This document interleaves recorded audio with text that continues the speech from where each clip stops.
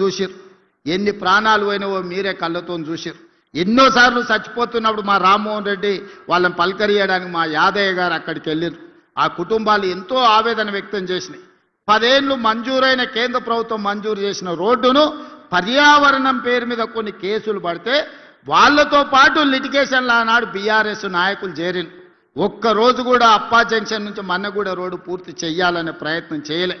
నేను వచ్చిన తర్వాత పదే సమీక్షలు చేసి మా మిత్రుడు రామ్మోహన్ రెడ్డి గారికి చెప్పిన, ఏ విధంగానే నా పిటిషన్ వేసిన వాళ్ళను తీసుకురా, వాళ్ళని మాట్లాడు, వాళ్ళు ఏం సమస్య చెప్తుండ్రో అడుగు, ఆ సమస్యను పరిష్కరిద్దామని చెబితే ఒక్కడికి 10 సార్లు వాళ్ళ దగ్గరికి పోయి వాళ్ళతోని మాట్లాడి వాళ్ళని నా దగ్గరికి ముఖ్యమంత్రి దగ్గరికి తీసుకొస్తే వాళ్ళ ఏవైతే డిమాండ్లు ఉన్నాయో వాటన్నిటిని పరిష్కరించి ఈనాడు అప్పా జంక్షన్ నుంచి మన్నెగూడ వరకు రోడ్డు ఎంత వేగంగా జరుగుతుందో మీ కళ్ళతో చూశారు. మొన్నటికి మొన్న రోడ్డు మీద టిప్పర్లో కంకర తీసుకుపోయి ఆర్టీసీ బస్సు మీద పడితే 40 మంది పైగా చచ్చిపోయారు. ఈ పాపం చంద్రశేఖరరావుది కాదా? ఈ పాపం సబితా ఇంద్రారెడ్డిది కాదా? ఒక్కనాడైనా రామ్మోహన్ రెడ్డి చేసిన ప్రయత్నం ఆ పిటిషన్ లేచిన వాళ్ళని పిలిచి కూర్చోబెట్టి మాట్లాడి ఉంటే మంత్రిగా ఇన్ని ప్రాణాలు మిగిలేవి కదా? మీరు చేసిన పాపం కాదా? మీరు పాల్పడ్డ హత్యలు కాదా? పేదోళ్ళ ప్రాణం పట్ల మీకు విలువ లేదనడానికి ఇది ఒక ఉదాహరణ మాత్రమే.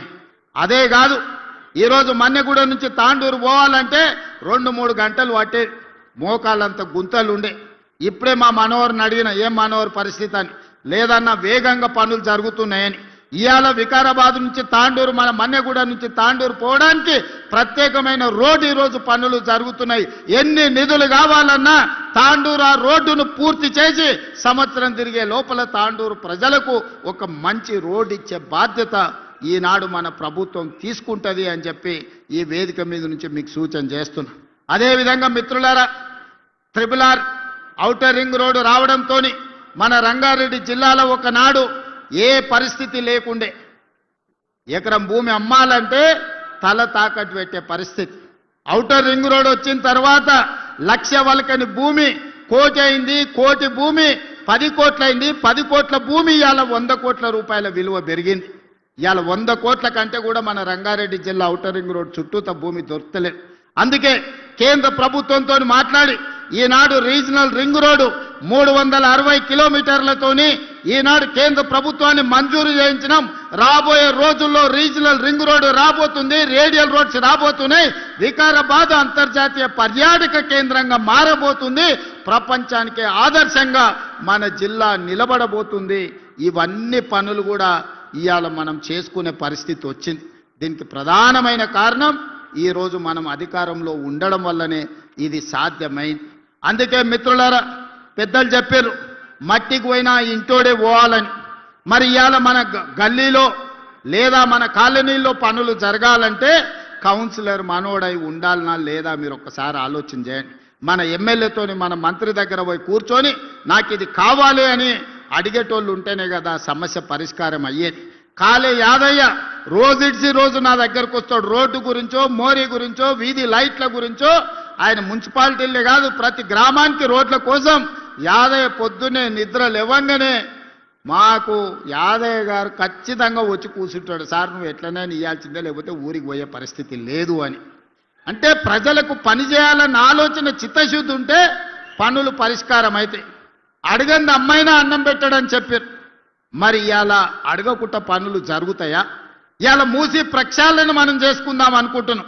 అనంతగిరి వికారాబాద్ కొండల్లో పుట్టిన మూసీ నది, ఈసా నది ఈరోజు ఒక పక్కన గండిపేట, హిమాయత్ సాగర్, ఉస్మాన్ సాగర్ నుంచి ఈరోజు మనకు బాపు ఘాట్ వరకు 2 కలిసి ప్రవహిస్తున్నాయి.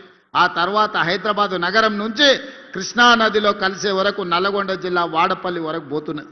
మూసీ నది ప్రక్షాళన చేసుకుంటామంటే లేదు చెయ్యడానికి వీలు లేదు. ప్రజలు కాలుష్యంలోనే బతకాలని బీఆర్ఎస్ వాళ్ళు, బీజేపీ వాళ్ళు ధర్నాలు చేస్తారు. మొన్న వాళ్ళు పోయి మూసీలో ఉన్న కాలనీలలో వండుకున్నారు. వరదొచ్చినప్పుడు నేను అడిగిన, మరి పోండా ఇప్పుడు మూసీ దగ్గర పోయి పండుకోండి, చూద్దాం, మూసీలో కొట్టుకుపోయి కృష్ణాలో తేలుతారు పోండి అని. ఎవడు అక్కడ దిక్కుపోలే. ఎంతసేపు చేసే అభివృద్ధికి కాళ్ళ కట్టెబెట్టాలన్న ఆలోచన తప్ప అభివృద్ధి చేసుకోవాలన్న ఆలోచనే లేదు.